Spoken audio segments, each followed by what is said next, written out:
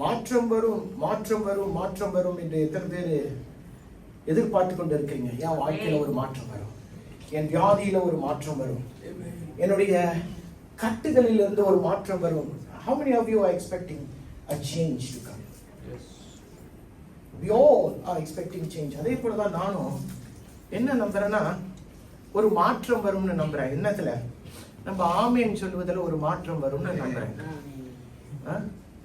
அதாவது ஆமேன் என்று சொல்லும்போது ஒரு போதகர் எப்படியா சொன்னாரு, ஊர்ல இருக்கிற ஒரு ஊழியக்காரர் எப்படியா சொன்னாருன்னா, ஆமேன்னு போதகர் சொல்லி சபை ஆமேன்னு சொல்றது அந்த சபையில ஏதோ ஒரு கோளாறு உண்டுன்னாரு. கோளாறு என்ன தெரியுமா? ஒரு குறை உண்டுன்னாரு. ஏனென்றால் ஆம் ஏன் என்று சொல்லுகிறதுக்கு அர்த்தம் என்ன? அப்படியே ஆகட்டும். இப்ப நான் ஒரு காரியத்தை நான் என்னுடைய சுய காரியத்தில் புறப்பட்டு வருகிற வார்த்தை இருந்தா அது வேற. நான் நம்புகிறேன் என்னுடைய வார்த்தைகள் கர்த்தரிடத்திலிருந்து புறப்பட்டு வருகிறது, குறிப்பாய் பலிபீடத்தில் நிற்கும் போது. அப்படியா இருக்கும் போது அந்த வார்த்தைகள் வரும்போது அந்த வார்த்தைகள் உங்களுடைய உள்ளத்துல ஒரு மாற்றத்தை அல்லது இப்படியாய் தட்டணும். தட்டும் போது ஆட்டோமேட்டிக்கலி உங்க வாயிலிருந்து புறப்படக்கூடிய வார்த்தை என்ன வார்த்தை? ஆமென். நீங்க ஏதோ மாறும், எதையாச்சும் மாத்தணும் அப்படின்னு நினைச்சுக்கிட்டு இருக்கீங்க. நான் உங்ககிட்ட சொல்றேன், நம்மளுடைய ஆமேன் மாறணும். ஒரு ஆமேன் சொல்லுங்க. அதாவது சில பேர் ரொம்ப அமைதியா இருப்பாங்க, பேசினாதான் பேசுவாங்க. நம்ம சபையில் அப்படியாச்சும் அறிக்கை இருக்கிறீங்களா? இந்த பக்கம் யாரும் எனக்கு தெரியல, இந்த பக்கம் யாரும் தெரியல. சில நேரங்கள்ல அவங்கள்ட்ட பேசினாதான் பேசுவாங்க, இல்லைன்னா பேசவே மாட்டாங்க. அதனால எல்லாரும் நினைப்பாங்க ஒரு சமயம், இவங்க இப்படிதான் போல அப்படின்னு. இப்படிப்பட்டவங்கள்ட்ட இருந்து என்ன புறப்படணும் தெரியுமா? நல்ல ஒரு ஆமென், நல்ல ஒரு அல்லேலூயா. அதாவது நான் தினமும் சொல்லி இருக்கிறேன், திருப்பிய சொன்னா என்ன இவர் அதே ஏரியில தான் ஓட்டிக்கிட்டு இருக்கிறாங்க. சில நேரங்களில் ஊருக்கு போனா நான் ரொம்ப உற்சாகம் அடைகிறேன். என்னோட வர்ஷிப் டீமுக்கு தெரியும். ஏன்னா அங்க நான் போய் எத்தனை பேர் ஆமேன்னு சொல்லுவீங்கன்னு சொல்லவே வேணாம். அவங்க சொல்லிக்கிட்டே இருக்கும்போது இங்க எனக்கு உற்சாகம் வந்துகிட்டே இருக்கும். அதுதான் இன்றைக்கு நம்முடைய சபையில குறைவா இருக்குன்னு நினைக்கிறேன். எத்தனை பேர் ஆமேன்னு சொல்லுவீங்க? அப்பனா எல்லாரும் ஒத்துக்கிறீங்க இங்க குறை இருக்குன்னு, ரைட்டுங்களா? அந்த குறையை மாத்தணும்னா வயதானவங்க, எங்க அம்மா மாதிரி அங்க உட்கார்ந்து இருக்க அவங்க ஆமேன்னு சொல்லணும். இந்த இங்க முன்னுக்கு உட்கார்ந்து இருக்கிறவங்க ஆமேன்னு சொல்லணும். அங்க சுப்பம்மா உட்கார்ந்து இருக்காங்க ஆமேன்னு சொல்லணும். இந்தபடி உட்கார்ந்துக்கிட்டு சும்மா அப்படியே உட்கார்ந்து இருக்கிறவங்க ஆமேன்னு சொல்லணும். ஏன்னா சொல்லும் போது இந்த இடத்துல the whole realm changes because we are all agreeing in one thing. பெந்தெகோஸ்து நாள்ல பார்க்கும்போது அந்த இடத்துல என்ன இருந்துச்சு? ஒரு மனம் இருந்தது, ஒரு சிந்தையா இருந்தார்கள். அதனால ஆவியானவர் அவருடைய காரியத்தை செய்ய எளிதா இருந்தது. நினைச்சு பாருங்க, அங்க ஒன்று கூடி இருந்தவங்க அந்த இடத்துல நான் வேற சிந்தையோடு நீ வேற சிந்தையோடு அந்த இடத்துல இருந்துதான் ஆவியானவர் அவரை கொஞ்சம் குழம்பி போயிட்டுப்பாரு.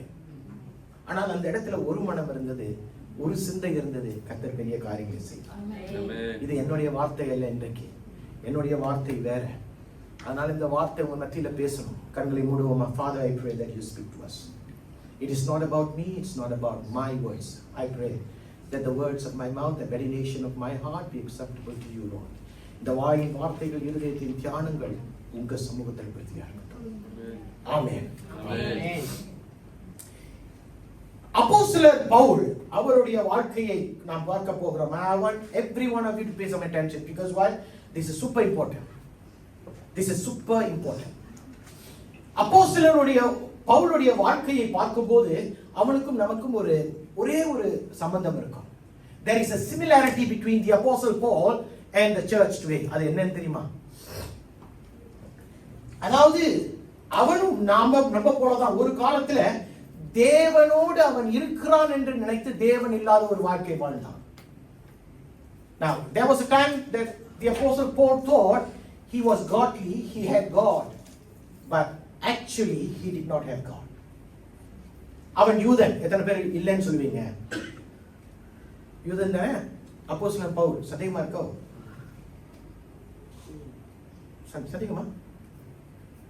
அவனுடைய யூத கலாச்சாரத்தின் காரியங்களை அவன் அறிந்திருந்தான். அவனுடைய பெற்றோர்கள் யூதர்கள்.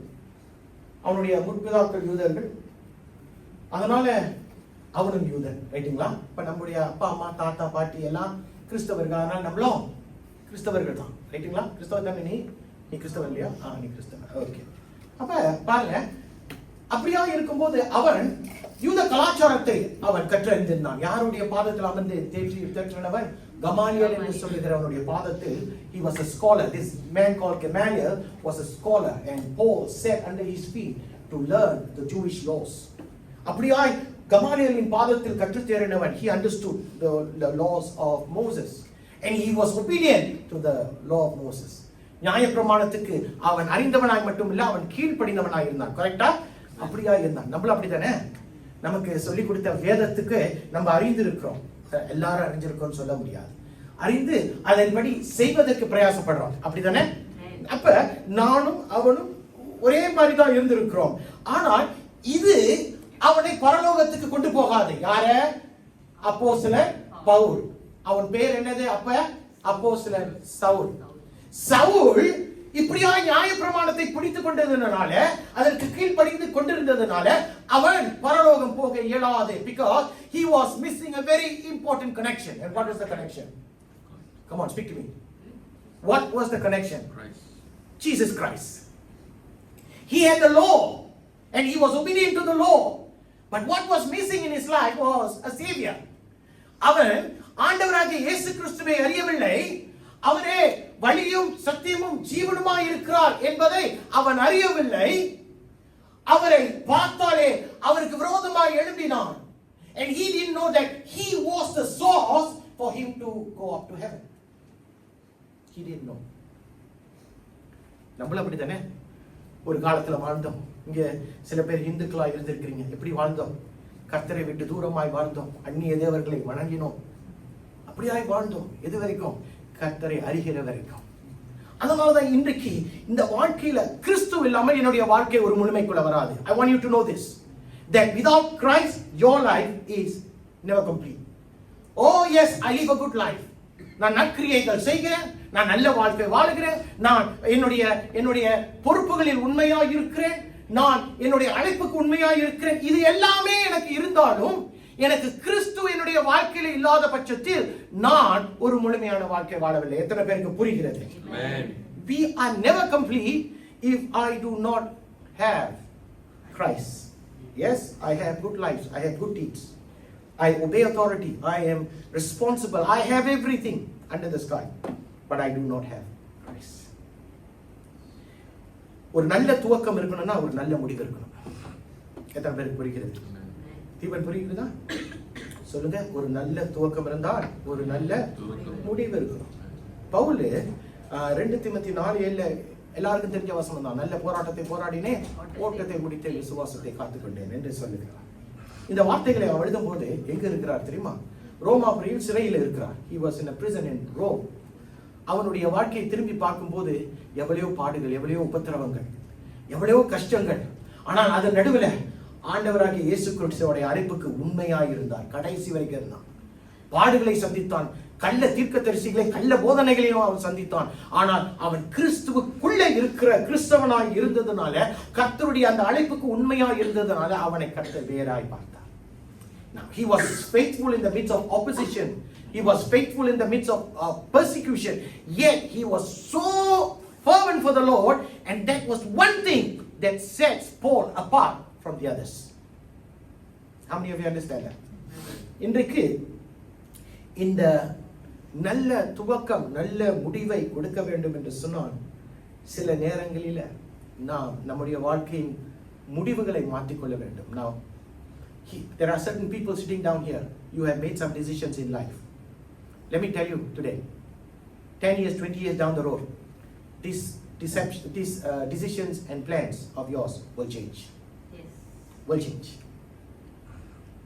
இன்றைக்கு இந்த இடத்துல உட்கார்ந்து கொண்டு ஒரு முடிவு எடுத்திருக்கீங்க, ஒரு திட்டத்தை பண்ணியிருக்கீங்க. நான் சொல்றேன், இன்னும் ஒரு 10 வருஷம், ஒரு 15 வருஷம், ஒரு 20 வருஷத்துல இன்னைக்கு போட்ட திட்டங்களும் உங்களுடைய முடிவுகளும் மாறும். Because like what English it says like this, many will aspire, few will attain. Many will aspire. நான் அப்படியா இருக்கணும், கண் மாதிரி ஆண்டவருக்காக இருக்கணும். ஆனா கடைசியில பார்க்கும்போது 10 பேர்ல 10 பேர் இருக்க மாட்டான், 1 2 பேர் தான் கர்த்தருக்காக வைராக்கியமாய் இருப்பார்கள். அல்லேலூயா. இன்றைக்கு நான் எப்படி ஆரம்பிக்கிறேனோ என்னுடைய ஜெபம் என்ன தெரியுமா, நாம் அப்படியாய் முடிக்க வேண்டும். ஏன் தெரியுமா, இது ரொம்ப முக்கியம், கேளுங்க. Because the decisions you make will decide on your deeds. நீர் எடுக்கிற முடிவுகள் உன்னுடைய கிரியைகளை தாக்கும். Remember this. Your decisions that you take will alter your lifestyle. உன்னுடைய வாழ்க்கை முறையை உன்னுடைய முடிவுகள் மாற்றும். உன்னுடைய வாழ்க்கை முறை உன்னுடைய கிரியைகளை மாற்றும். Remember this. You and your decisions will change your lifestyle. Decisions will change your, come on, tell me, lifestyle. And lifestyle will affect your actions. உன்னுடைய வாழ்க்கை முறை உன்னுடைய கிரியைகளை மாற்றும். ஓகே, நான் இதான் மூணாவது காரியம், முக்கியத்துக்கு வர. உன்னுடைய கிரியைகள் உன்னுடைய எதிர்காலத்தை பாதிக்கும். Your actions will decide on whether the title, whether you are going to have a promising future. எத்தனை பேருக்கு புரிகிறது? எடுக்கிற முடிவு உன் வாழ்க்கை முறையை மாற்றும். உன்னுடைய வாழ்க்கை முறை உன் கிரியைகளை மாற்றும். உன்னுடைய கிரியைகள் இன்றைக்கு முடிவு பண்ணும் உனக்கு ஒரு ப்ராமிசிங் ஃபியூச்சர், ஒரு நம்பிக்கையான எதிர்காலத்துக்குரியவனாய் அல்லது உரிய நம்பிக்கையான எதிர்காலத்துக்குரியவளாய் போவாயா போக மாட்டாயா என்பதை it will decide. வேதத்தில் அப்படியா இருக்கிறாங்களா? அநேகர் கர்த்தருக்காக வாழ்க்கையை மாற்றி வாழ்ந்தார்கள். ஒரு சிலர் ஜெயித்தார்கள், ஒரு சிலர் தோற்று போனார்கள். ஆனா அதுல 1-2 பேர் இருக்காங்க ஜெயிச்சுட்டு தோக்குறவன். இப்போ ஓட்டப்பந்தயத்துல ஓடும்போது நான் ஃபர்ஸ்டா வந்துட்டேன், அப்ப நான் தானே சாம்பியனே, ரைட்டா? சாலமிக்கா ஓடி வருது, கடைசியில வந்து நிக்குது, அப்ப அதை சாம்பியன் சொல்ல முடியுமா? தோத்து போச்சு, சரிங்களா? ஆனா இப்ப நான் 2 பேரும் தான் ஓடுறோம். நான் ஓடிட்டு அதோடைய லேன்ல அதை தடிக்க விடுறேன்னு வைங்க, தடிக்க விட்டு நான் போய் ஜெயிச்சிட்டேன், ஜெயிச்சு பார்த்துட்டான், நான் தானே ஜெயிச்சேன். இப்ப என்ன செய்வான்? என்னை டிஸ்குவாலிஃபை பண்ணிட்டு யாரை இப்ப ஜெயிக்க விட்டுருவான்? அந்த பிள்ளையை ஜெயிக்க விட்டுருவான். அந்த மாதிரி ஒருத்தர் நம்மளுடைய இன்றைக்குடைய காரியத்தில் இருக்கிறான். அதை தான் பார்க்க போறோம். பார்க்கலாமா? திருப்பி கொடுங்க. 2 நாளாகமம் 25ஆம் அதிகாரம் 26வது அதிகாரம் 1 to 5 வசனம். மெதுவா ஒரு ஆள் தமிழ்ல படிங்க பார்ப்போம். அப்பொழுது யூத ஜனங்கள் எல்லோரும் 16 வயதான ஊசியாவை அழைத்து வந்து அவனை அவன் தகப்பனாகிய அமத்சியாவின் ஸ்தானத்திலே ராஜாவாக்கினார்கள். ராஜா தன் பிதாக்களோடு நித்திரை அடைந்த பின்பு இவன் ஏலோத்தை கட்டி அதை திரும்ப யூதாவின் வசமாக்கிக் கொண்டார். ஊசியா ராஜாவாகிற போது 16 வயதாய் இருந்து 52 வருஷம் எருசலேமின் அரசாண்டான். எருசலேம் நகரத்தாலான அவன் தாயின் பேர் எக்கோலியார். அவன் தன் தகப்பனாகிய அமத்சியா செய்தபடி எல்லாம் கர்த்தரின் பார்வைக்கு செம்மையானதை செய்து தேவனுடைய தரிசனங்களில் புத்திமானாய் இருந்த சகரியாவின் நாட்களிலே தேவனை தேட மனத்திணங்கியாய் இருந்தான். அவன் கர்த்தரை தேடின நாட்களில் தேவன் அவன் காரியங்களை வாய்க்க செய்தார். Okay, போதும். அதாவது I just want to turn your attention to verse 4 in English and verse 5. And verse 4 says he did what was right in the eyes of the Lord, just as his father Amaziah had done. And verse 5 says he sought God during the days of Zechariah, who instructed him in the fear of God. Okay, now this word is important. As long as he sought the Lord, God gave him success. As long as he sought the Lord, God gave him success. இன்னைக்கு ஒரு ஜெயித்தவன் பிறகு தோத்து போனான் என்று சொல்லுகிறவனை குறித்து நான் பேசுவேன் என்று சொன்னேன். ஊசியா ராஜாவுடைய வாழ்க்கையை கொஞ்சம் பார்க்க போகிறோம். ஊசியா ராஜாவுடைய வாழ்க்கையின் ஆரம்பம் அழகா இருந்தது. சொல்லுங்க, எப்படி இருந்துச்சு? அழகா இருந்தது, ஜெயிக்க கூடியதா இருந்தது. அவன் எத்தனை வயதுல ராஜாவாயமாகிறான்? 16 வயதுல ராஜாவாகிறான். எத்தனை பேருக்கு 16 வயசுல செட்டில் டவுன்? இங்க யாராச்சும் இருக்கிறீங்களா? சத்து ஆகோகுண்டடா. ஏன்னா 16 வயசுல யாருமே சாதிக்க முடியாது. ஆண்டவர் ஊசியாவுக்கு ஒரு திட்டத்தை வைத்திருந்தார். 16 வயசுல அவன் ராஜாவாய் மாறுகிறான். அவனுடைய ஆசீர்வாதங்களை இன்றைக்கு கொஞ்சம் பார்ப்போமே. அவனுடைய ஆசீர்வாதங்களை பார்க்கும் போது அவன் ஏலோத் என்று சொல்லுகிற ஒரு இடத்தை கட்டுகிறான். ஏலோத் என்று சொல்லுகிற இடம் என்ன தெரியுமா? அது ஒரு துறைமுகம். அது ஒரு கப்பல்களை வந்து நிறுத்துகிற ஒரு துறைமுகம். He built a shipyard. Correct? Shipyard. Yeah. அந்த இடத்துல ஏன் அதை முக்கியப்படுத்துகிறார்கள் என்று சொன்னால், அந்நாட்களில் தொழிலை செய்வதற்கு அவர்கள் விதமாய் ஏதேனும் ஒன்று செய்ய வேண்டும். அவன் யாரோ ஒருவன் தொழில் துவங்கினதை, ஒன்று அவன் தகப்பனாய் இருக்கலாம், அதை துவங்கினதை கட்ட முடியாதபடிக்கு அவன் ராஜாவானதுக்கு அப்புறம் அவன் அதை கட்டுகிறான். அதனால யூதாவின் ராஜாவாய் இருக்கிற இவனுக்கு நல்ல ஒரு ஆசீர்வாதம், அவனுடைய தேசத்தின் ஜனங்களுக்கு நல்ல ஒரு ஆசீர்வாதம். அப்புறம் என்ன செய்கிறான் பாத்தீங்கன்னா, அவனுடைய எதிரிகளை அவன் கொன்று வென்று நிற்கிறான். ஆமென் சொல்லுங்களேன். அதாவது அவனுடைய எதிரிகளை அவன் கொன்று போட்டு அவர்கள் அவனுக்கு கப்பம் கட்டுகிற அளவுக்கு அவனை கர்த்தர் உயர்த்துகிறான். அவனுடைய ஜனங்களை அவன் மறந்து போகவில்லை, அவர்களையும் அவன் போஷிக்கிறான். அவனுடைய ராணுவத்தை அவன் மறந்து போகவில்லை, அவனுடைய ராணுவத்தை வல்லமை உள்ள ராணுவமாய் அவன் மாற்றுகிறான். அவன் அங்கு உள்ள லேட்டஸ்டான கெஜெட்ஸ் இல்ல, லேட்டஸ்டான வெப்பன்ஸை அவன் தம்முடைய ஜனங்களுக்கு உருவாற்றினான், எடுத்து கொடுக்கிறான், செஞ்சு கொடுக்கிறான். அந்தா இதெல்லாம் உங்களுக்கு தான். அவனுடைய புகழ்ச்சியை எல்லாருமே அனுபவித்தார்கள்.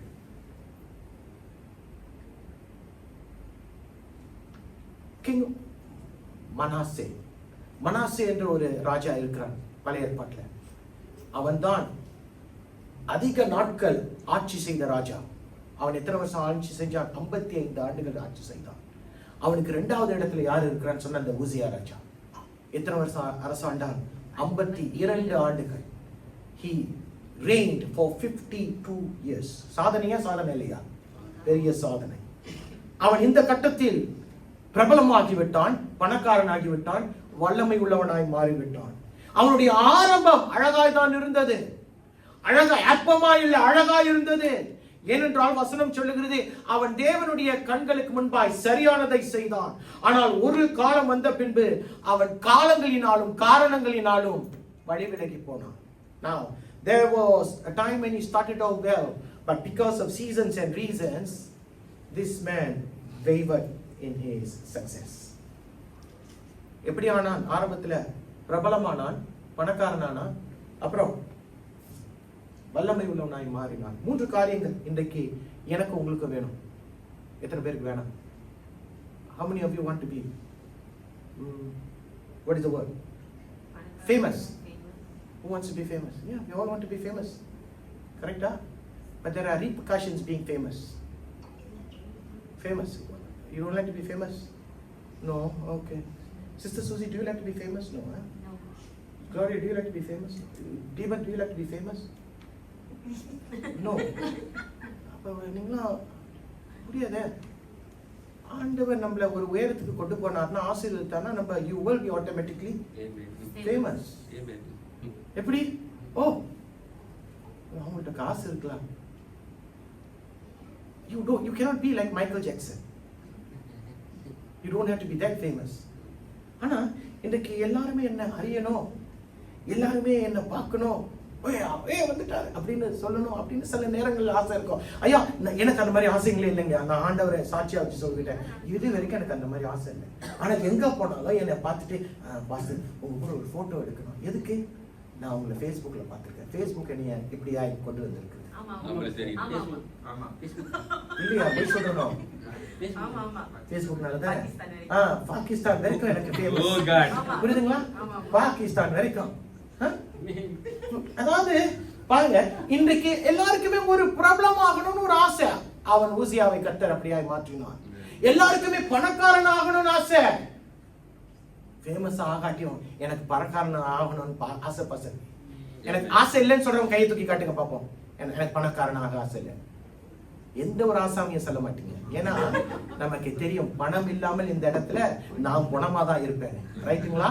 நம்ம அப்படியா இன்றைக்கு ஆசைப்படுவோம். நான் எப்படி இருக்கணும்? எனக்கு தினமும் ஷாப்பிங் போகணும். இங்க ஒரு 2-3 ஆசாமி இருக்கிறாங்க. எப்படி தெரியுமா? எனக்கு எங்க போனாலும் நம்ம ஷாப்பிங்க்கு தான் போகணும். எங்க போனாலும் பட்டாளி பணம் ஏதாச்சும் உள்ள தூக்கணும். புரியுதுங்களா நான் என்ன சொல்றேன்? ஷாப்பிங். அப்ப ஷாப்பிங் எனக்கு என்ன வேணும்? பணம் வேணும். வாங்க பிரதர், நம்ம இந்த கோபி கடைக்கு போலாம். நோ நோ நோ நோ, வாங்க நம்ம ஸ்வென்சன்ஸ்க்கு போவோம். எதனால? பணம் இருக்கு, வாங்க போவோம். சரி வாங்க ஒரு கிராப் எடுப்போம். நோ நோ, ஏன் காடி இருக்கு, வாங்க ஏன் காடியில போவோம். ஏன்? பணம் இருக்கு, அதனால இப்படி நான் பேசுறதுனால என்கிட்ட பணம் இருக்குன்னு யாரும் நினைச்சிடக்கூடாது. புரியுதுங்களா நான் என்ன சொல்ல வரேன்னு? அதாவது இப்படியாய் வாழணும்னு ஆசை. உடுத்துறதுக்கு சும்மா அந்த அந்த அந்த 5 வெள்ளியோட டிஷர்ட் நேத்து எங்க வீட்டு கீழே பசாமலம் போட்டிருந்தான். 3 வெள்ளிக்கு ஒரு டிஷர்ட் போட்டிருந்தான். 3 வெள்ளிக்கு. நான் எல்லாம் வாங்குறது இல்லை. ஆனா சில பேர் 300 வெள்ளிக்கெல்லாம் டிஷர்ட் வாங்குவாங்க. 300 வெள்ளிக்கு, 30 வெள்ளிக்கு இல்ல, 300 வெள்ளிக்கு வாங்குவாங்க. ஏன்னா அவங்களாம் பணம் உள்ளவங்க. பணம் ரொம்ப அவசியம். இன்னொன்னு வல்லமை. You want to be powerful in your workplace. You want to be powerful in your business. ஏனென்றால் அந்த வல்லமையின் கட்டத்துக்கு நீங்க போயிட்டீங்கன்னா உங்களை யாருமே அசைக்க முடியாது. சில நேரங்களில் வேலை இடத்துல நான் சொன்னதுக்கு அப்புறம் யாருமே வேற வார்த்தை பேச மாட்டாங்க அப்படின்னு சொல்லி ஒரு ஆசைப்படுவோம். நம்மளாம் வேற வார்த்தையே இருக்கக்கூடாது, அப்படி ஒரு பார்வை பார்த்துட்டாலே போதும், ஓகே அவருடைய வார்த்தை தான் ஃபைனல் அப்படின்னு சொல்லக்கூடியவர்களா நம்ம இருக்க ஆசை. இன்னைக்கு இப்படியா எனக்கு வாழணும் ஆசைப்படுறவங்க ரொம்ப பேர் இருக்காங்க. ஏன்னா மாச கடைசிக்கு நம்ம போனோம்னா எங்க போவோம்? ஏடிஎம்க்கு போவோம். ஏடிஎம் போனா என்ன நடக்கும்? என்ன சொல்லும்? எத்தனை பேருக்கு இந்த அனுபவம் இருக்கு? கையை தூக்கி யாருமே காட்ட மாட்டீங்க. கடைசியா அந்த மாச கடைசிக்கு போகும்போது sorry you have insufficient funds available. அந்த மாதிரி ஒரு நெருக்கத்துக்குள்ள யாருமே போக ஆசைப்பட மாட்டோம். ரைட்டுங்களா? அதனால என்னுடைய வாழ்க்கையில ஒரு மாற்றம் தேவை. அந்த மாற்றம் தேவை. ஒரு உயர்வுக்குள்ள, ஒரு ஆசீர்வாதமான வாழ்க்கைக்குள்ள போகணும்னா இன்றைக்கு ஊசியா நமக்கு ஒரு ரகசியத்தை சொல்லிக் கொடுக்கிறார்.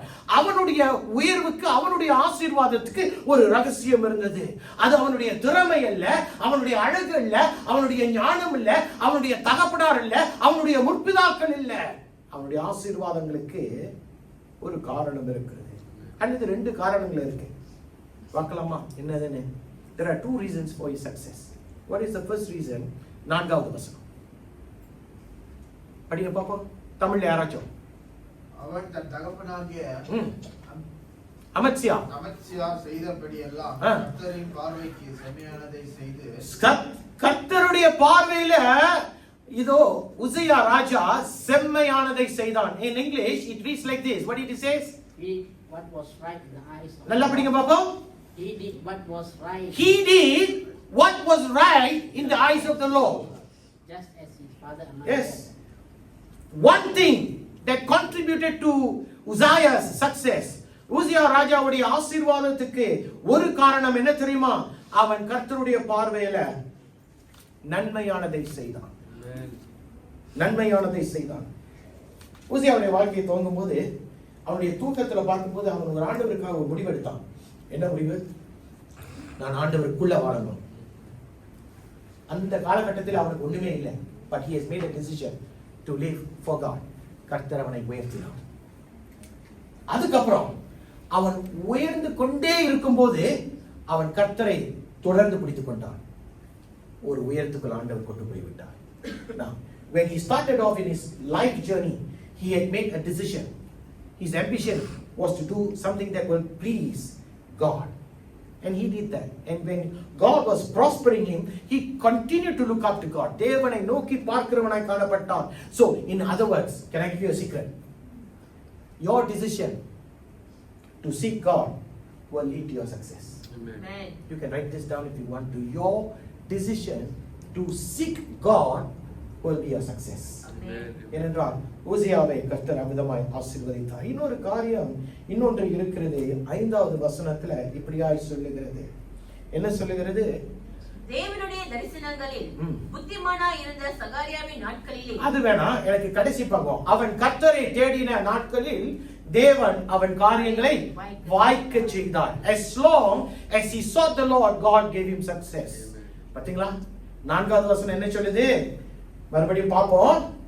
அவன் கர்த்தருடைய பார்வைக்கு செம்மையானதை செய்தான்.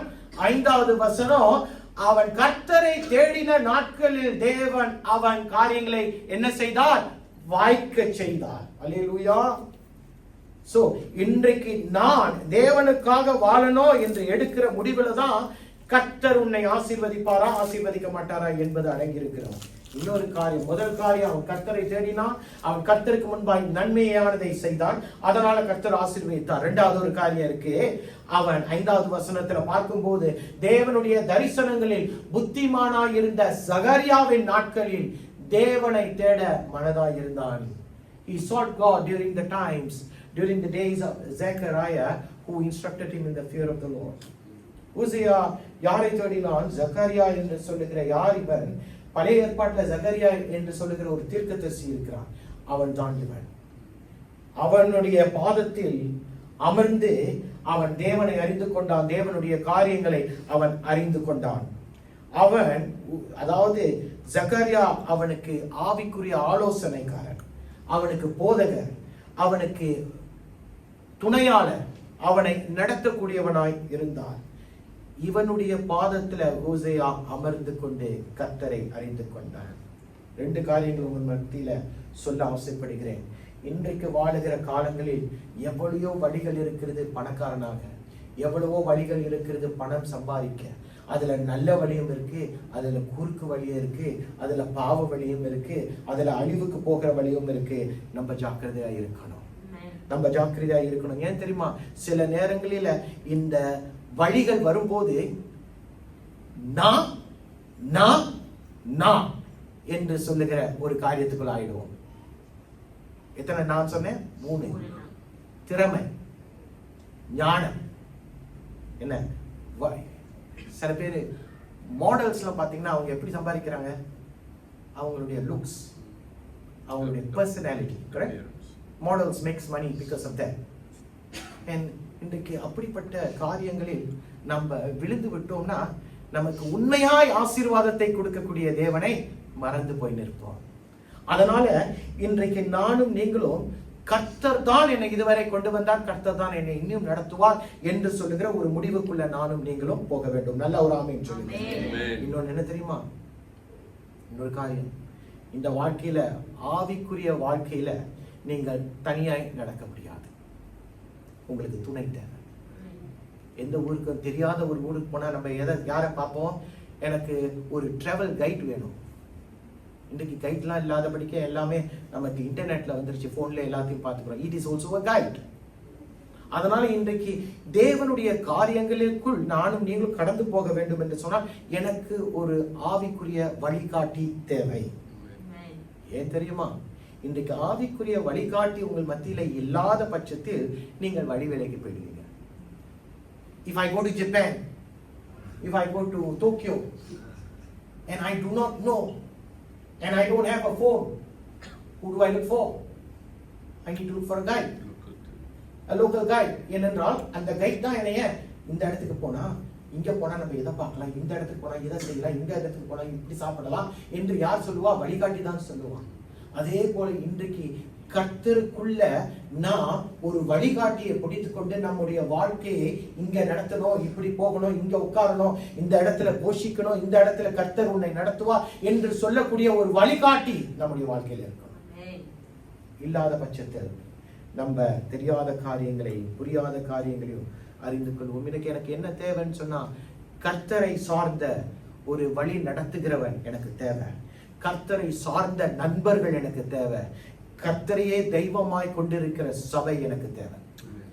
3 காரியங்கள் இன்றைக்கு என்னுடைய வாழ்க்கையில இருக்கணும். You need Christ-centered mentors, you need Christ-centered friends, and you need a Christ-centered church. Why? விழுந்து போன உலகத்துல, விழுந்து போன சமுதாயத்துல, விழுந்து போன ஜனங்கள் மத்தியில நானும் நீங்களும் என்ன செய்து கொண்டு இருக்கிறோம்? ஓடிக்கொண்டும் ஆடிக்கொண்டும் இருக்கிறோம். சரியான ஒரு வழிகாட்டி நம்முடைய வாழ்க்கையில இல்லைன்னு வைங்களே, அவன் கண்ணை மூடி கண்ணை திறக்கிறதுக்கு முன்னால நம்ம அவங்களோடு போய் இணைந்து கொள்வோம். காது உள்ளவர்கள் என்ன செய்யணும்? ஏன்னா சில நேரங்களில it only takes a fraction of a second to wander off from God. ஒரு கண் இமை பொழுதுல நம்ம வழி விலகி போயிடுவோம். கண் இமை பொழுதுல தேவனை விட்டு விசுவாசமற்ற ஒரு வாழ்க்கைக்குள்ள போயிடுவோம். அதை நான் தவிர்க்க வேண்டும் என்று சொன்னால் என்னை உற்சாகப்படுத்த ஒருவன் வேண்டும், என்னை ஊக்குவிக்க ஒருவன் வேண்டும், என்னை பராமரிக்க ஒருவன் வேண்டும், என்னை தேவனை நோக்கி காட்டுவதற்கு எனக்கு ஒருவன். You need a guide, my dear church. You need a guide to encourage me, to correct me, to enrich me in the word of God, to bring about a conviction. ஒரு உணர்த்துதல், உண்மையான உணர்த்துதலை தேவனிடத்தில் கடைசி வரைக்கும் தேடுவதற்கு எனக்கு ஒரு வழிகாட்டி வேணும். இன்னைக்கு எத்தனை பேருக்கு அப்படிப்பட்ட இருக்கிறார்களான்னு தெரியாது. ஏனென்றால் நம்ம வாழுகிற சமுதாயம் எப்படிப்பட்ட சமுதாயம் தெரியுமா? ஒரு மோசமான சமுதாயம். நான் தான் சொன்னேன், கண்ணை மூடி கண்ணை திறக்கிறதுக்கு முன்னால நம்ம ஆண்டவர் இல்லைன்னு சொன்னா வழி விலகி போயிடுவோம். மோசேயின் காலங்களில பார்க்கும்போது இஸ்ரவேல் ஜனங்கள் அவர்கள் தேவனை பார்த்தது போல யாருமே பார்த்திருக்க முடியாது. எப்படி? நேருக்கு நேராய் பார்த்தார்கள். தேவன் இறங்கி வந்து மோசேயின் இடத்துல பேசுகிறதை பார்த்தார்கள். செங்கடல் பிளந்ததை பார்த்தார்கள். இரட்டாந்தரையில நடந்து போனதை பார்த்தார்கள். யோர்தான் பிளந்ததை பார்த்தார்கள். இதோ வனாந்தரத்துல பசி என்று சொல்லும் பொழுது தேவ தூதர்கள் உண்ணுகிற மன்னாவை கொடுத்து ஆண்டவர் போஷித்ததை பார்த்தார்கள். எனக்கு வெஜிடேரியன் வேணாம், நான் வெஜிடேரியன் தான் வேணும் என்று சொல்லும் போது காடைகளை குவித்த ஒரு தேவனுடைய கரத்தை பார்த்தார்கள். எல்லாத்தையும் பார்த்துட்டு கடைசியா என்ன சொல்றாங்க? இந்த தேவன் எனக்கு வேணாம், எனக்கு ராஜாவை கொடுன்றான். அப்படிப்பட்ட காலங்களிலே தேவனை முதற்கண் பார்த்தவர்கள் வழி விலகி போனார்கள் என்று சொன்னாங்க. இந்த காலத்தில் எப்படி யோசிச்சு பாருங்க. இந்த காலத்தில் எப்படி? நான் சொல்றது எத்தனை பேருக்கு புரிகிறது? அதாவது ஊசியாவுடைய நாட்களில் ஊசியா உடைய காரியங்கள் ஜக்காரியாவுடைய பார்வைக்குள்ள இருந்ததுனால அவன் கர்த்தருக்குள்ள கடந்து போனான். As long as he was 5, as long as he sought God during the days of Zechariah, he was instructed in the ways of God, in the fear of God. தேவ பயத்திலும் தேவனுடைய வழிகளிலும் யார் நடத்தினார்? ஜக்காரியா நடத்தினார். பிரியமானவர்களே, இந்த ஊழியத்துல இத்தனை வருஷம் நான் அநேகரை வந்து போனதை பார்த்திருக்கிறேன். I have seen people who treats the church as a club. சபையை ஒரு கிளப் மாதிரி பார்த்தவர்களை நான் பார்த்திருக்கிறேன் இவ்வளவு வருஷம் இந்த ஊழியத்துல. ஏன் தெரியுமா சொல்றேன் கிளப்னு? வருவார்கள், ஒரு உணர்த்துதல் இருக்காது. வருவார்கள், ஒரு தேவ பயம் இருக்காது. வருவார்கள், ஒரு தேவ மனுஷனுக்கு பயம் இருக்காது. வருவார்கள், வந்து அவர்கள் தான் சரி, நாம எல்லாம் தப்பு அப்படின்னு சொல்லுகிறவர்களா இருப்பார்கள். சில பேர் இந்த இடத்துல நிற்காததுக்கு காரணம் என்ன தெரியுமா? They messed up their own lives. The church never messed up. They messed up their own lives and they will still blame the church. சபையில் இருக்கிறவங்களை குற்றம் கட்டி படிப்பாங்க. ஆனா அவங்களுக்கு தெரியாது அந்த காரியம் நடந்ததுக்கு காரணமே யாரு? அவங்க தான். சில பேர் எதுக்காக நிறுத்தி விட்டாங்க தெரியுமா? இந்த இடத்துக்கு வந்தா நான் இதை செய்யணும், நான் அதை செய்யணும், நான் காணிக்க கொடுக்கணும், நான் தசம்பா கொடுக்கணும், அதைப்படி நான் பேசாம நல்ல ஒரு அடையாளம் இல்லாத ஒரு சபையில போய் கூட்டத்தோடு கூட உட்கார்ந்து முடிஞ்சதும் ஆமென் என்று சொன்னது அடுத்த நிமிஷம் வீட்டுல போய் இருக்கான். பாத்தீங்களா? அந்த மாதிரியான ஒரு சொகுசான ஒரு கிறிஸ்தவம் வேண்டும் என்று சொல்லி ஒரு சிலர் கடந்து போனாங்க. இப்படிப்பட்டவர்கள் மத்தியில் என்ன இல்லை தெரியுமா? ஒரு உண்மையான மன உணர்த்துதல் இல்லை. They don't have a true conviction. How many of you do understand that? ஒரு உண்மையான மன உணர்த்துதல் இல்லாமல் இருப்போம் என்று சொன்னா வந்து போகிறவர்களா இருப்போம். கடைசி வரைக்கும் கிறிஸ்துவை பின்பற்றுகிற ஒரு மன உணர்த்துதல் வேண்டும். உசியாவுடைய வாழ்க்கையில கர்த்தருடைய கரம் அவனை நடத்தியது. அவன் தேவனை சார்ந்திருந்தான். கர்த்தர் அவனை சார்ந்து அவனை உயரத்துக்கு கொண்டு வந்தார். அவன் என்றைக்கு தேவனை தேடினானோ அவனுக்கு என்று கர்த்தர் ஒரு வாழ்க்கையை, ஒரு வழியை அவனுக்கு ஆதாயப்படுத்தினார். எத்தனை வயசுல ராஜாவானா? 16 வயசுல ராஜாவாகனா. அவனுடைய காரியங்கள், அவனுடைய திட்டங்கள், அவன் கையிட்டு செய்கிற ஒவ்வொரு காரியங்களில் கர்த்தர் அவனோடு இருந்தார். அவனுடைய ஆரம்பத்தை கர்த்தர் அவனுக்கு திட்டமிட்டு கொடுத்தார். அவனுடைய முடிவு கர்த்தருடைய கரத்துல தான் இருந்திருக்கு. ஆனால் அவன் என்ன செய்திருக்கணும்? எல்லா ஆசீர்வாதத்தை பெற்ற உடனே ஆண்டவருக்கு நன்றி சொல்லியிருக்கணும். He should have continued to be thankful for what God has done.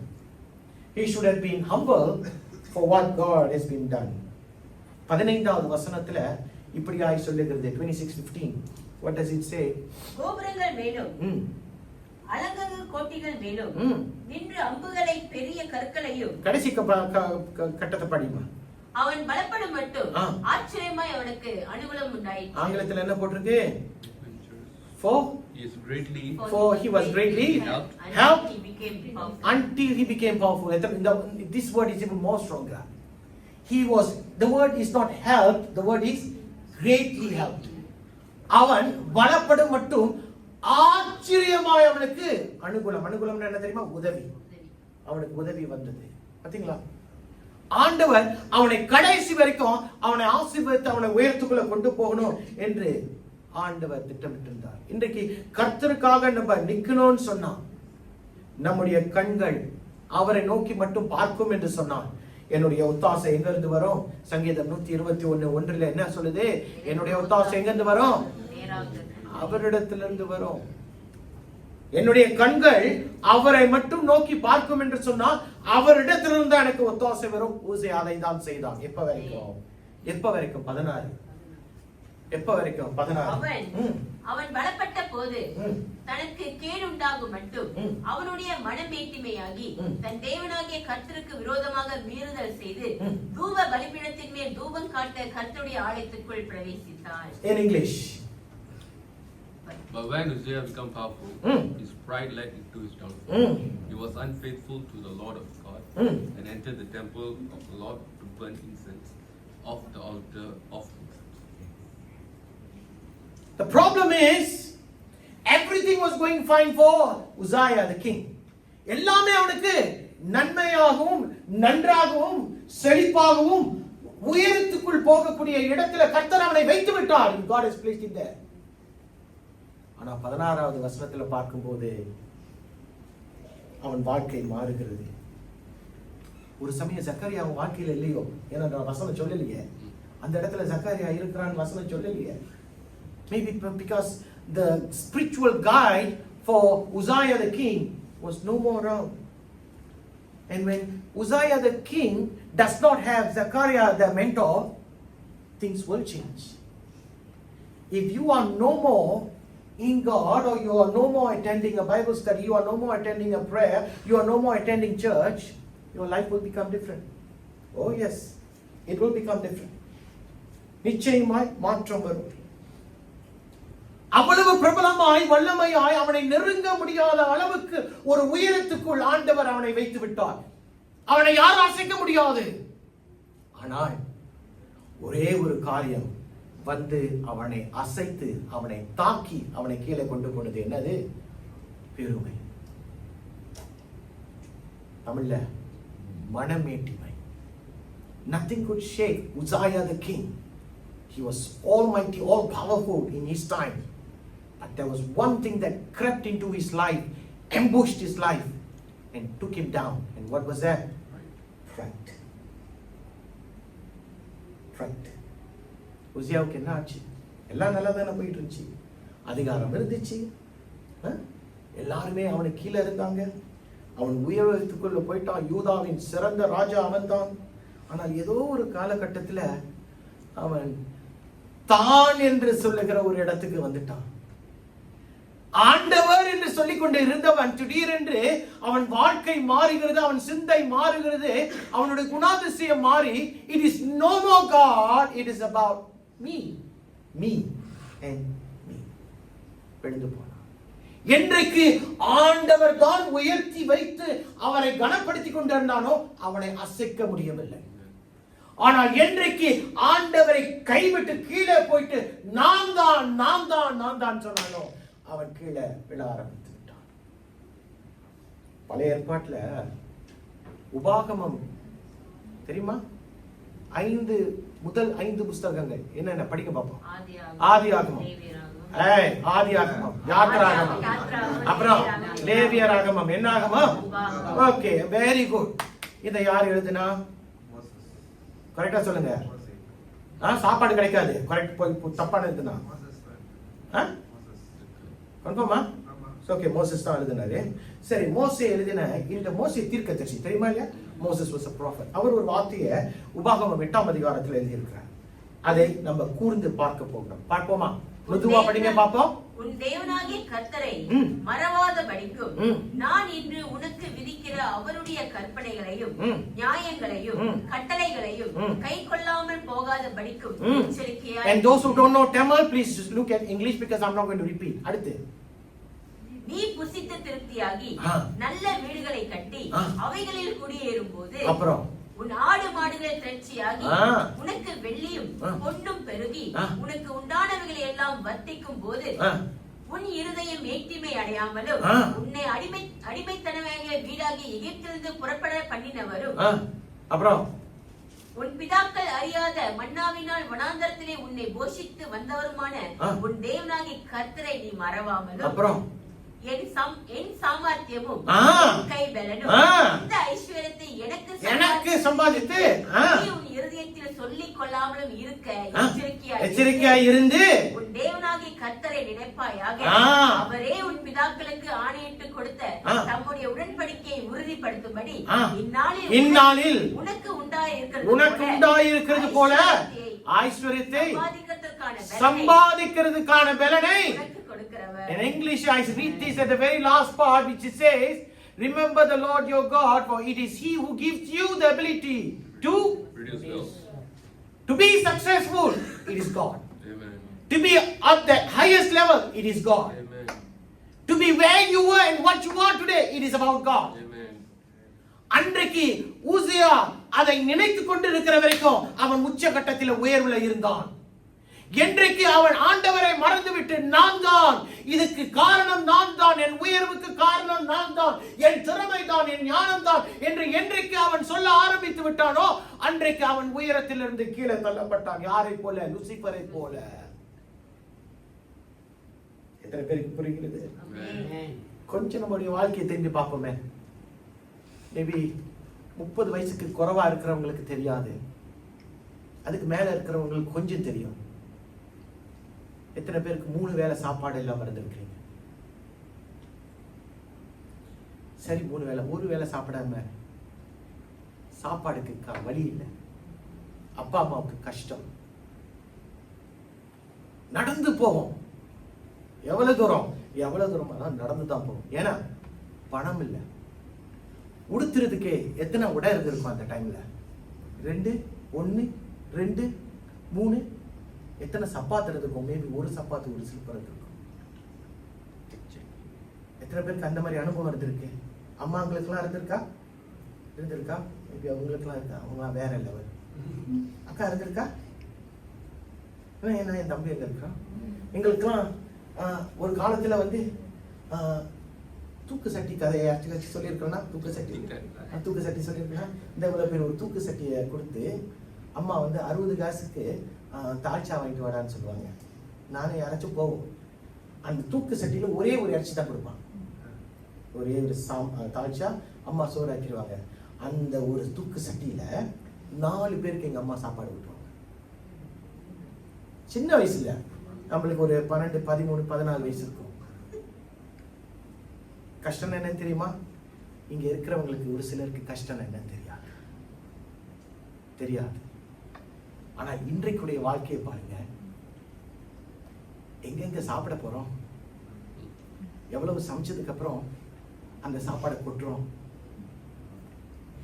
வார்ட்ரோபா திறந்தா எந்த இடத்துல துணியை வைக்கிறதுன்னு அடுத்து தெரியல. ஷூ ரேக்க திறந்தா கொஞ்ச நேரம் அப்படி 5 நிமிஷம் உட்காரணும். எதை நான் போடுறது, நான் எதை போடுறது, எதை போடுறதுன்னு அதை யோசிக்கிறதுக்கு ஒரு 5 நிமிஷம் ஆகும். ரைட்டுங்களா? யோசிச்சு பாருங்க, நான் சொல்றது உண்மையா இல்லையா? புரியுதுங்களா? இன்னைக்கு நம்மளுடைய வாழ்க்கையை பின்னால திருப்பி பார்க்கும்போது, ஐயா நானும் நீங்களும் ஆண்டவர் செய்த நன்மைக்கு நன்றி சொல்லாம இருக்க முடியாதுங்க. அவ்வளவாய் நம்முடைய வாழ்க்கையில கர்த்தர் நன்மை செய்திருக்கிறார். அல்லேலூயா. இன்றைக்கு நம்ம இருக்கிற இடத்துல கொஞ்சம் திரும்பி பார்க்கும்போது, ஐயோ இவ்வளவு தூரத்துக்கு நான் வந்திருக்கிறேனே என்று சொல்லி நான் ஆண்டவருக்கு நன்றி சொல்லிதான் ஆக வேண்டும். I need to thank God for what He has done. அல்லேலூயா. அந்த இடத்துல கர்த்தருடைய கரம் இருந்துச்சு. இன்னைக்கு உங்களுடைய கருத்துல உங்களுடைய காரியத்தை உங்கள்கிட்ட கேட்கிறேன். இன்றைக்கு உங்களுடைய உயர்வுக்கு பின்பாய் கர்த்தர் இருக்கிறார் என்று எத்தனை பேர் நம்புறீங்க? கர்த்தர் தான் இது வரைக்கும் நடத்தி இருக்கிறார். ஒரு சமயம் நீங்க பெரிய ஒரு உயர்வுக்குள்ள இல்ல, ஆனால் ஒரு சாதாரணமான இடத்துல இருக்கீங்க. ஆனால் உங்களுக்கு போதும் என்று சொல்லக்கூடிய இடத்துல கர்த்தர் உங்களை வைத்திருக்கிறார், உங்களை பாதுகாத்திருக்கிறார், உங்களை நினைத்து பார்த்திருக்கிறார். திரும்பி பார்த்துட்டு எல்லாம் இதுக்கு காரணம் நான் தான் என்று இந்த இடத்துல யாராச்சும் சொன்னீங்கன்னா, உங்களுக்கும் ஊசியா ராஜாவுக்கும் சம்பந்தமே இல்லை. You are just the same. ஊசியா ராஜா கர்த்தரை தேடினான், அவன் செழிப்பை கண்டான். இன்றைக்கு உங்களிடத்துல சொல்லக்கூடிய ஒரே ஒரு காரியம், எதை நீங்கள் தவிர்க்க வேண்டும் தெரியுமா? அநேக காரியங்களை தவிர்க்கணும். There is one thing that you need to avoid, pride. ஏனென்றால் சாலமோன் நீதிமொழிகள் 16:18 இப்படியாய் சொல்லுகிறான். எப்படி சொல்லுகிறான் என்றால், அழிவுக்கு முன்னானது அகந்தை, அப்புறம் விடுதலுக்கு முன்னானது மனமேட்டிமை. ஆங்கிலத்துல Pride goes before people, what goes before destruction? pride. Pride goes before destruction. Then And a haughty spirit before a before a fall. நீ விழுவதற்கு முன்பாய் அதற்கு காரணம் அவன்தான் இவன்தான் சொல்லவே வேண்டாம். கொஞ்சம் நம்ம யோசித்து பார்த்தோம்னா என்னுடைய மேட்டிமை என்று புரியும். கதவை தட்டிட்டு பெருமை வராது. பெருமை எங்கதமா இருக்கு? நம்ம பக்கத்துல தான் இருக்கு. ஆனா பெருமைக்கு நம்ம எப்ப இடம் கொடுப்போம் தெரியுமா? என்றைக்கு என்னுடைய நம்பிக்கையை தேவன் மேல இருந்ததை எடுத்துட்டு என் திறமை மேல, என் ஞானத்தின் மேல, என்னுடைய கொனெக்ஷன்ஸ் மேல என்றைக்கு நான் நம்பிக்கையை வைக்கிறேனோ அன்றைக்கு நான் ஆண்டவரை விட்டு தூரமா போயிடுவேன். Amen. அன்றைக்கு உயர்வுக்கு நான் சொந்தக்காரன் அல்ல, நான் கீழே தான் போவேன். ஆண்டவரை அறியாத நான், ஆண்டவரிடத்துல பேசாத நான் மற்றவர்களிடத்துல பேசும்போது என்னுடைய வார்த்தை கொஞ்சம் காரசாரமா இருக்கும். என்னுடைய வார்த்தை அன்புக்குரிய வார்த்தைகளா இருக்காது. நான் கர்த்தரையே நான் துரோகமாய் அவருக்கு துரோகம் செய்ததனால நாம் இந்த இடத்துல துரோகிகளாய் மாறுவோம். இதற்கு காரணம் என்ன தெரியுமா? பெருமை. பெருமை. 17வது வசனத்தை பாருங்களேன். 16:17. ஆசானாகிய அசரியாவும் அவனோடு கூட கர்த்தரின் ஆசானாகிய பராக்கிரமசாலியாகிய 80 பேரும் அவன் பிறகே உட்பிரவேசித்து ராஜாவாகிய ஊசியாவோடு எதிர்த்து நின்று, ஊசியாவே, கர்த்தருக்கு தூபம் காட்டுகிறது உமக்கு அடுத்ததல்ல, தூபம் காட்டுகிறது பரிசுத்தமாக்கப்பட்ட ஆரோனின் குமாரனாகிய ஆசாரியருக்கே அடுக்கும். போதும். இங்க என்ன நடக்குது பாருங்களேன். அதாவது அவனை உயரத்துக்குள்ள ஆண்டவர் கொண்டு போயிட்டாரு. அவன் சிறந்தவனாய், பணக்காரனாய், செல்வாக்குள்ளவனாய், பிரபலமாய் மாறிவிட்டான். இப்ப அவனுக்கு பெருமை வந்ததுனால அந்த பெருமையோட அவனுக்கு என்ன வருது தெரியுமா? உண்மை இல்லாதவனாய் மாறுகிறான்.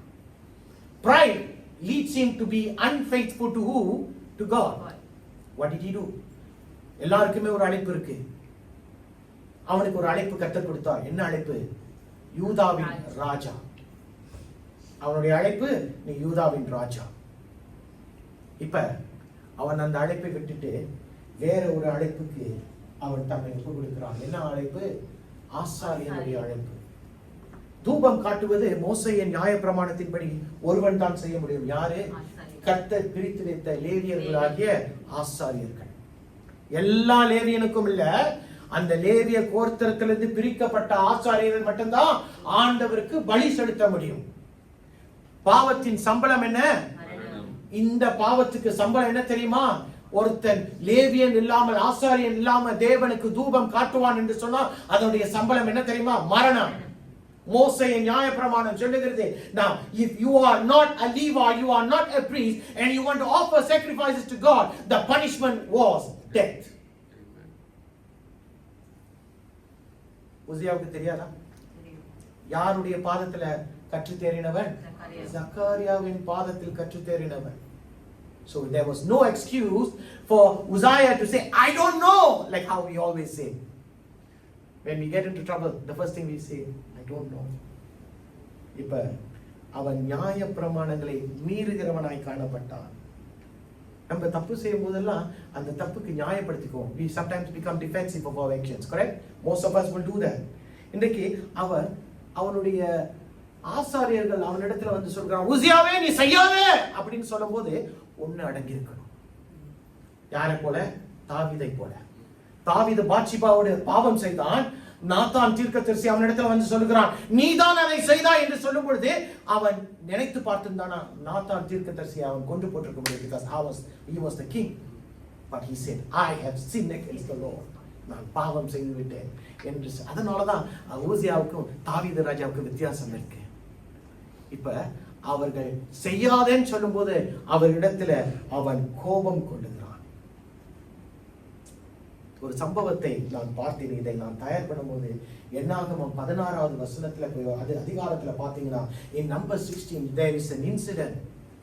கோராவும் அவனோடு இணைந்தவர்களும் மோசேக்கு விரோதமாய் எழும்புகிறார்கள். வனாந்தரத்துல நடக்குது. அவர்கள் கர்த்தருடைய காரியத்தை பார்த்துட்டாங்க. They have seen the acts of God and they have seen that God was using Moses to bring them into the promised land. ஆனால் அவர்களுக்கு என்ன செய்தார்கள்? மோசேக்கு விரோதமாய் எழும்பி அவர்கள் பலியிட தூபம் காட்ட மனமாய் இருந்தார்கள். அதற்கு காரணம் என்ன தெரியுமா? பெருமை. உன்னால செய்ய முடியும்னா என்னால செய்ய முடியாதா? நானும் லேவியன் தானே. லேவியன் எல்லாருமே செய்ய முடியாத. கர்த்தருக்கு பிரித்தெடுக்கப்பட்டவன் மட்டும்தான் செய்யணும். அன்றைக்கு மோசே ஒரு ஜெபிச்சான். என்ன ஜெபிச்சான் தெரியுமா? நான் என்னுடைய தேவன் என்னுடையவனால் என் பக்கம் இருப்பான்னு சொன்னா நீ இன்றைக்கு சந்திக்கிற மரணத்தை யாருமே சந்தித்திருக்க முடியாது என்று சொல்லி ஒரு காரியத்தை செய்தான். அவர்கள் எப்படி மரித்து போனார்கள் தெரியுமா? அவர்களுக்கு கீழே இருந்த பூமி பிளந்தது. அவர்கள் வசனம் சொல்லுது, அவர்கள் உயிரோடு மரித்தோர் இடத்தில் கடந்து போனார்கள், அவர்களும் அவருடைய பிள்ளைகளும். வசனம் சொல்லுது. இன்னைக்கு ஜாக்கிரதையா இருக்கணும். பெருமைக்கு இடம் கொடுத்துடக்கூடாது. ஏன் தெரியுமா?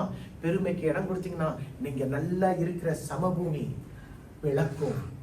பிளந்தா நம்ம என்ன செய்வோம்? கீழே போய் விடுவோம்.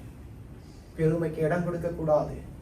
ஏனென்றால் பெருமைக்கு இடம் கொடுத்தீங்கன்னா ஊசியா ராஜா மாதிரி உயர்வுல இருக்கிற நீங்க எங்க போயிடுவீங்க? ஆக தரமட்டத்துக்கு போயிடுவீங்க. ஊசியா பெருமையினால விழுந்தான். அவனுடைய முடிவு எப்படி வந்துச்சு தெரியுமா? நேரம் இல்லை. அவனுடைய முடிவை பார்ப்போமா? அதுதான் ரொம்ப சோகம்.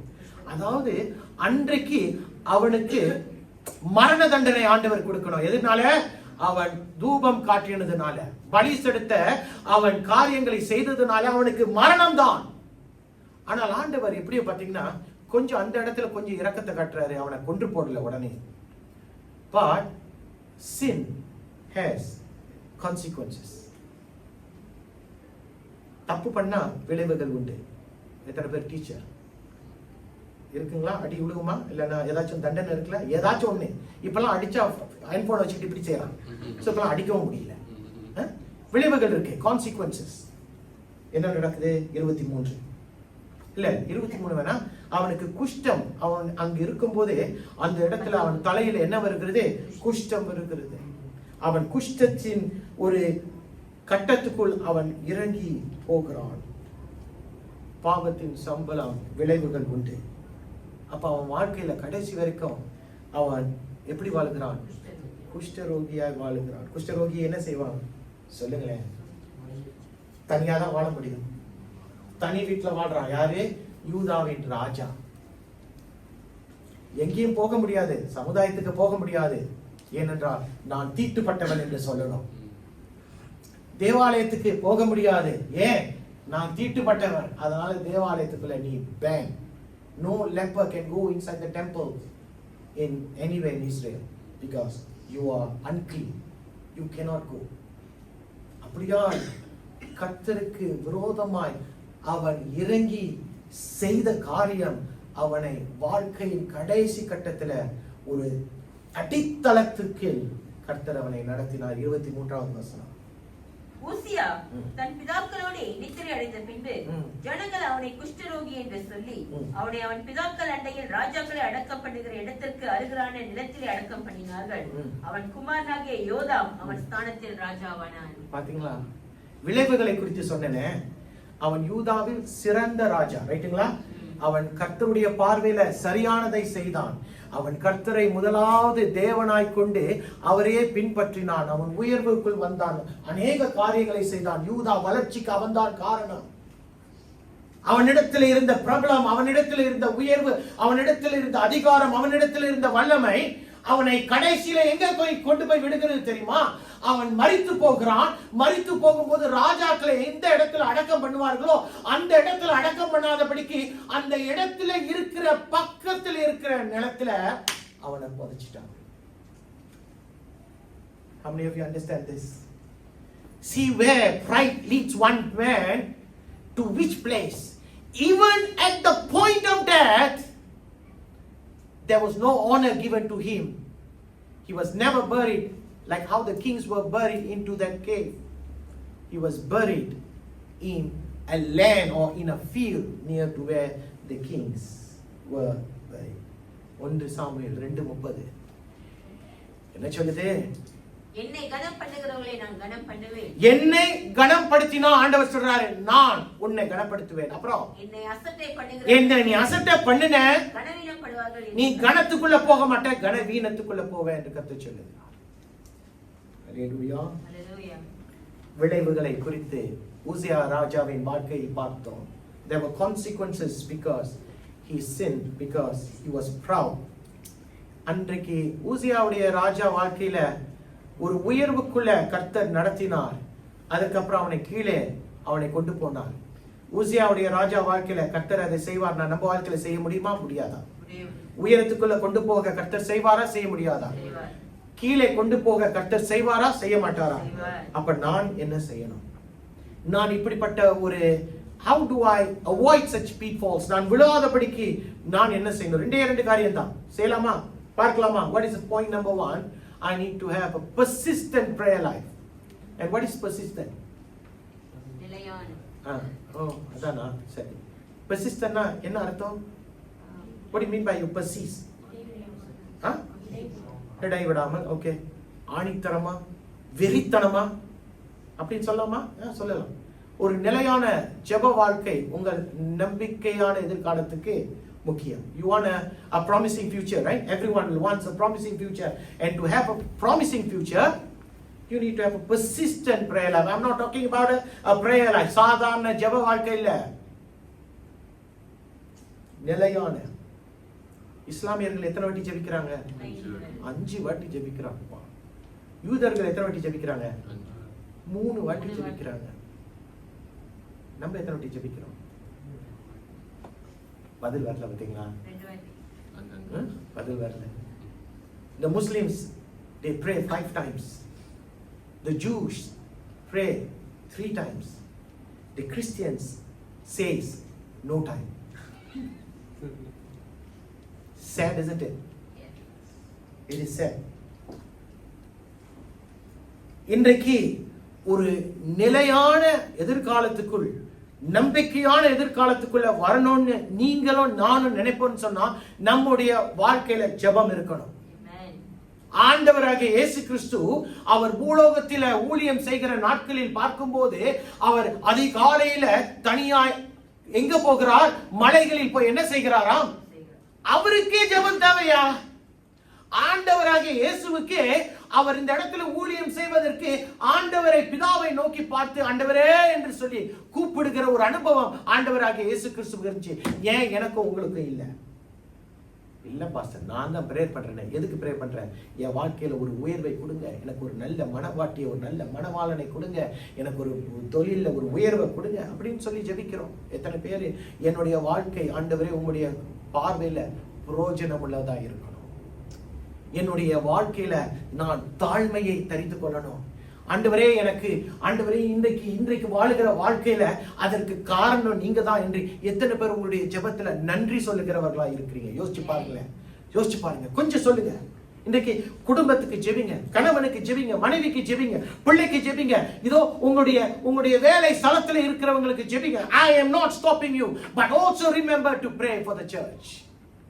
Pray for the leaders, pray for the pastor, because they are not saints, they are also prone to fall. அவர்களும் விழக்கூடியவர்கள் தானே. தலைவர்களாய் நீங்க விழுந்தீங்கன்னா கொஞ்சம் சாதாரணமானது. ஒரு தலைவனோ ஒரு ஊழியக்காரனோ விழுந்தா அதனுடைய அடி இன்னும் பயங்கரமா இருக்கும். அதனாலதான் இன்றைக்கு ஜெபிக்கும் போது எல்லா காரியங்களுக்காக நீங்கள் நின்று ஜெபிக்க வேண்டும். நம்ம ஜெபிக்க வேண்டும். 2வது காரியம் என்ன தெரியுமா? தேவனுடைய வார்த்தை. ஒரு நம்பிக்கையான எதிர்காலத்துக்குள் போகணும்னா உங்களுக்கு ஜெப வாழ்க்கை மட்டும் போதாது, தேவ வார்த்தை வேணும். ஏன் தெரியுமா? ஐயா, இந்த பெருமையை குறித்து உங்களுக்கு கற்றுக் கொடுக்கிறது இது ஒன்றுதான். இது ஒன்றிதான் உங்களுக்கு பெருமையை குறித்து கற்றுக் கொடுக்கணும். இதனுடைய முறைகள், இதனுடைய திட்டங்கள், இதனுடைய how do I say this, the schemes of pride. பெருமை எதனால வரும், பெருமை வந்தால் என்ன நடக்கும் என்று கற்றுக் கொடுக்கிறதே இந்த வேதம் தான். அதனால இன்றைக்கு நானும் நீங்களும் வேதத்தை அறிந்து கொள்ளணும், வேதத்தின் வார்த்தைகளை புரிந்து கொள்ளணும். அதாவது பெருமைக்கு மறு காரியம் என்னது? What is the opposite? பெருமைக்கு அடுத்த காரியம் தாழ்மை தான். தாழ்மையை நம்ம தரித்துக் கொள்வது நம்முடைய வாழ்க்கையில செய்யக்கூடிய முதல் பெரிய காரியம். ஏன் தெரியுமா? இன்றைக்கு பெருமை உன்னிடத்துல தோன்றும் என்று சொன்னால் அது உன்னிடத்திலிருந்து முதலாவது பிறக்க வேண்டும். Pride will have to be birthed within you before it reveals itself. It will reveal in your behavior. It will reveal in your talk. It will reveal in your looks. It will reveal in your body language. பெருமை இதோ உன்னிடத்திலிருந்து தோன்றும் என்று சொன்னாலே அது உன்னிடத்துல காட்சி அளிக்க ஆரம்பித்து விடும். தேவனுடைய வார்த்தை இல்லைன்னு சொன்னா நீங்கள் யுத்தத்துக்குள்ள போகும்போது பட்டயம் இல்லாமல் போகிறீர்கள். If you do not have the word, you are going into a battle, but you don't have a sword. And what is the sword? Like what Paul says. What is the தேவனுடைய வார்த்தை? ஆவியின் பட்டயம் என்னது? தேவனுடைய வசனம். பவுல் சொல்லுகிறார். So you need the word of God, my dear church. You need the word of God. ஆண்டவர் வனாந்தரத்துல 40 நாள் உபவாசம் பண்ணின பின்பு பிசாசு அவரை சோதிக்க வருகிறான். அவர் தேவனுடைய குமாரன் நினைச்சிருந்தாருன்னா he could have called the angels. மிகாயேல் தேவதூதனை கூப்பிட்டிருக்கலாம், இந்தா அவனை அடிச்சு போடுது. ஆனால் ஆண்டவர் அந்த வனாந்தரத்துல அவனை தாக்குவதற்கு ஆண்டவர் எதை பயன்படுத்துகிறார்? தேவனுடைய வார்த்தை. அப்போ ஆண்டவரே தேவனுடைய வார்த்தையை பயன்படுத்தும் போது நானும் நீங்களும் தேவனுடைய வார்த்தை இல்லாம வாழ முடியாதுங்க. இன்னைக்கு ஒரே ஒரு இடம், நம்ம எல்லா இடத்துக்கும் போகிறோம், ஒரே ஒரு இடம் ஆண்டவருடைய வார்த்தையும் ஜெபிப்பதற்கும் ஒரே ஒரு இடம் முக்கியமானது, அவசியமானது என்று சொன்னால் அது சபைதான். எத்தனை பேருக்கு புரிகிறது? ஏனென்றால் இந்த இடத்துல தான் உங்களுக்கு ஞாபகம் ஊட்டப்படுகிறது. இந்த இடத்துல தான் நீங்கள் உற்சாகப்படுவதற்கு உங்களுக்கு வழி திறக்கப்படுகிறது. இந்த இடத்துல தான் உங்களுக்கு கற்றுக் கொடுக்கப்படுகிறது. இந்த இடத்துல தான் உங்களுக்கு ஆலோசனை சொல்லப்படுகிறது. இந்த இடத்துல தான் பெருமையை நான் எதிர்த்து நிற்க என்ன செய்ய வேண்டும் என்று வழிகள் உங்களிடத்துல இந்த இடத்துல தான் சொல்லப்படுகிறது. இந்த இடத்துல தான் உங்களை பார்த்தாலே உங்களுக்காக நான் ஜெபிக்கிறேன் என்று சொல்லுகிற ஒரு சகோதரி ஒரு சகோதரன் எழும்புவான். Now English it says out of sight is out of mind. If you are not here, இந்த இடத்துல நீங்கள் இல்லைன்னு சொன்னா உங்களை மறந்தவர்களாய் பார்த்து விடுவார்கள். அப்ப மறந்தவர்களாய் நாம் இருக்கும்போது நம்முடைய காரியங்களுக்காக பிரயாசப்படுகிறவன், வாஞ்சிக்கிறவன், வேதனைப்படுகிறவன், ஜெபிக்கிறவன் யாரும் இருக்க முடியாது. இந்த இடத்துல சில பேர் என்கிட்ட சொல்லியிருக்காங்க, எனக்கு ஃப்ரெண்ட்ஸே இல்லைன்னு, நண்பனே இல்லை அப்படின்னு சொல்றவங்க இந்த இடத்துல யாராச்சும் இருந்தீங்கன்னா நீங்க எப்படிப்பட்ட நண்பர்களை தேடணும் தெரியுமா? உங்களை ஆண்டவருக்குள்ள நடத்துகிற நண்பர்களை நீங்க தேடணும். அப்படிப்பட்ட நண்பர்களை மட்டும்தான் நீங்க வைத்துக் கொள்ளணும். There must be friends who will be able to lead you towards God. There must be friends who will be able to encourage you to enrich you with the word of God. இல்லன்னா இன்றைக்கு எதையோ ஒரு நண்பனை வைத்துக்கொண்டு நீ உலகத்துக்குள்ள கடந்து போய் விடுவாய். இன்னொரு காரியம் என்ன தெரியுமா? ஊசியா ராஜா ஆண்டவருடைய வழிகளில் கடந்து போவதற்கு ஒரு ஜக்காரியா காணப்பட்டான். இன்றைக்கு உங்களுடைய வாழ்க்கையில ஆண்டவரை அறிந்து கொள்ளுவதற்கு நீங்கள் ஒரு ஜக்காரியாவை தேட வேண்டும். ஜக்காரியா என்று சொல்லும் பொழுது நான் ஒரு ஊழியக்காரனை சொல்லுகிறேன். ஒரு ஊழியக்காரனுடைய ஆண்டவர் இன்றைக்கு உங்களுக்கு கொடுத்த ஊழியக்காரனுக்கு கீழே அடங்கி இருங்க. அன்றைக்கு ஜக்காரியா அவனை கர்த்தருடைய வழியில நடத்தினான். இன்றைக்கு உங்களை நடத்துவதற்காக நாங்கள் பிரயாசப்பட்டு கொண்டு இருக்கிறோம். இன்னொரு காரியம் சொல்லவா? முடிக்க போகிறேன். என்றைக்குமே நன்றி இருதயம் உள்ளவர்களாய் இருங்க. என்றைக்குமே நன்றி உள்ளவர்களாக இருப்போம் என்று சொன்னால் பெருமை நம்மளை அணுகாது. பெருமை நம்மளை அணுகவே அணுகாது.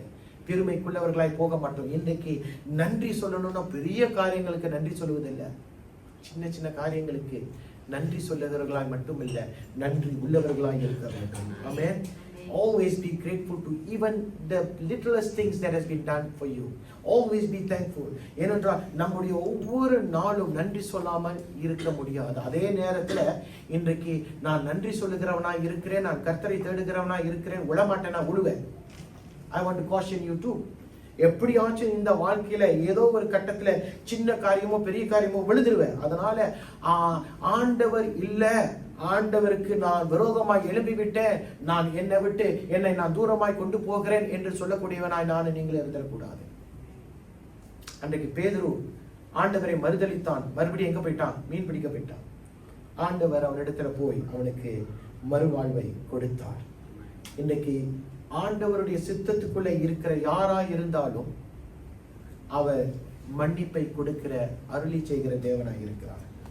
He will give you, extend his forgiveness to anyone who is the worst sinner down here. But all he wants is for you to surrender your life to God. பேதுருவை கர்த்தர் மன்னித்தார், இருதயத்துக்கு ஏற்றவனாய் மாற்றினார். தாவீதை மன்னித்தார், இருதயத்துக்கு ஏற்றவனாய் மாற்றினார். சிலுவையில தொங்கிக் கொண்டிருந்த கள்ளன், அவனுக்கு விமோச்சனமே கிடையாது, அவனை மன்னித்து அவனுக்கு வாழ்க்கையை கொடுத்தார். சோ இன்றைக்கு உங்களுடைய வாழ்க்கையில நான் வைக்கிற ஒரு காரியம் இதுதான். How you start your life is though important, but how you going to finish your life is very important. எப்படி முடிக்க போகிறீங்க?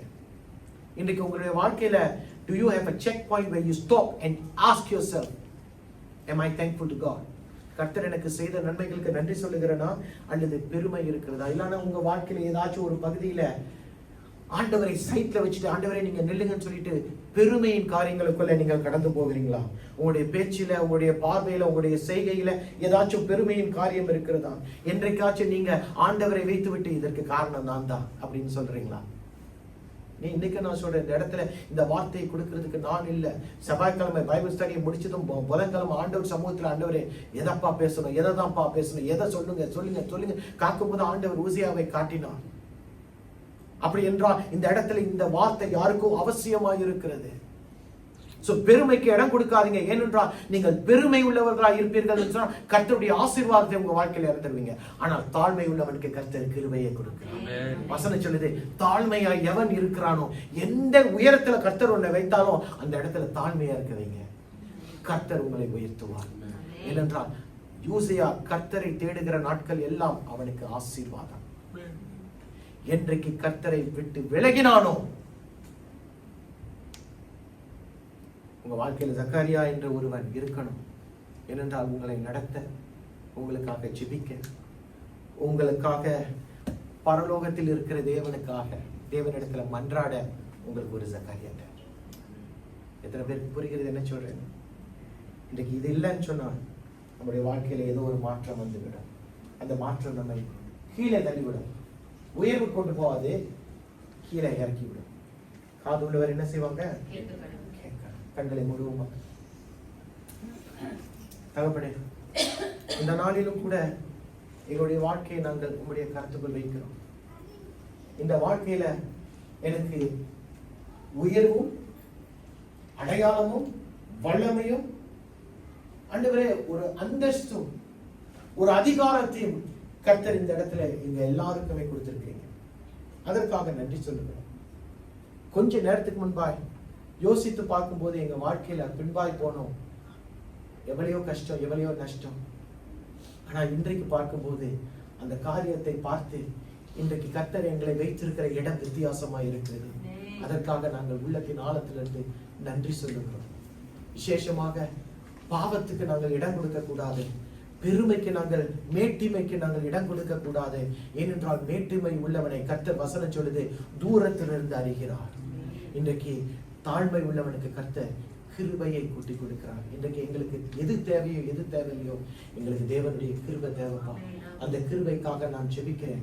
இந்த கிருபை எங்கள் பிள்ளைகள் மத்தியில, ஒவ்வொருவர் மத்தியில ஊற்றப்படட்டும், அளவில்லாமல் ஊற்றப்படட்டும். அசைக்க முடியாத தேவனுடைய வல்லமை இதோ அவர்கள் வாழ்க்கையில, அவருடைய வேலையில, அவருடைய பலவீனங்களில, அவருடைய குடும்ப வாழ்க்கையில, அவருடைய உறவுகளின் மத்தியில, அவருடைய தனிமையின் மத்தியில கர்த்தருடைய இறை அருள் இறங்கட்டும், இறங்கட்டும். எந்தெந்த இடங்களில நெருக்கப்படுகிறோம் என்று நினைத்துக் கொண்டு இருக்கிறீங்களா? ஆண்டவரிடத்தில் சொல்லுங்க, ஆண்டவரே இன்றைக்கு கூட நான் என்னுடைய வாழ்க்கையில ஏதோ ஒரு பகுதியில நான் உனக்கு பாவம் செய்திருப்பேன், ஆனால் என்னை மன்னியும் என்று சொல்லி கொஞ்ச நேரம் கேட்டு பாருங்க. இன்றைக்கு கர்த்தர் உன் பாவத்தை மன்னிப்பார், உன்னுடைய சூழ்நிலையை மாற்றுவார். அல்லேலூயா. அதற்காக ஒரே ஒரு விஷயம், நான் உங்களுக்கு நேரத்தை கொடுக்கல, ஒரே ஒரு நிமிஷம் ஆண்டவரே என் இருதயத்தை ஆராய்ந்து பாருங்க. நான் வழி விலகி போன காலங்கள் உண்டுதான். I acknowledge, Lord, that I have drifted away from you, Lord, but I have come back. I have come back. Lord, help me. என்னிடத்துல வருகிறவனை நான் புறம்பே தள்ள மாட்டேன் என்று சொன்னீங்களேப்பா. இன்னைக்கு வந்திருக்கிறோம்ப்பா. ஊசியாவுடைய ஆண்டவரே முந்தின வாழ்க்கை எனக்கு வேணும், பிந்தின வாழ்க்கை எனக்கு வேணாம். ஆண்டவரே கர்த்தரை அவன் சார்ந்திருந்தான். கர்த்தர் அவனை உயரத்தில் வைத்தீர், அவனுக்கு அடையாளத்தை கொடுத்தீர், அந்த சுகத்தை கொடுத்தீர், அந்த பலத்தை கொடுத்தீர். என்றைக்கு விழுந்து போனானோ அவன் குஷ்டரோகிய அடையாளம் இல்லாதவனாய், கனம் இல்லாதவனாய், ஆண்டவரே இதோ கல்லறை வரைக்கும் அவனை சிறந்த ராஜா என்று சொல்லாதபடிக்கு குஷ்டரோகி என்ற ராஜாவாய் அவனை நீர் பார்த்தீர். அதே போல இன்றைக்கு எங்களுடைய வாழ்க்கையில் குஷ்டம் என்று சொல்லுகிற பாவங்களுக்கு நாங்கள் இடம் கொடுக்க கூடாது. எங்களை விலக்கி நில்லுங்க. குறிப்பாய் பெருமை யாரை வேண்டாலும் தாக்குவோம், ஆனால் தாழ்மையை தரித்துக் கொள்வோம், நன்றி சொல்லுகிறவர்களாய் இருப்போம். அப்பொழுது பெருமை எங்களை அணுகாது. நாங்கள் ஒப்பு கொடுக்கிறோம், விட்டு கொடுக்கிறோம். இன்றைக்கு இந்த வார்த்தையோடு நாங்கள் கடந்து போவோம். கர்த்தர் கரம் பிடித்து நடத்துகிறோம். இயேசுவின் நாமத்தில் ஜெபிக்கிறோம், ஜீவனுள்ள நல்ல நல்ல பிதாவே.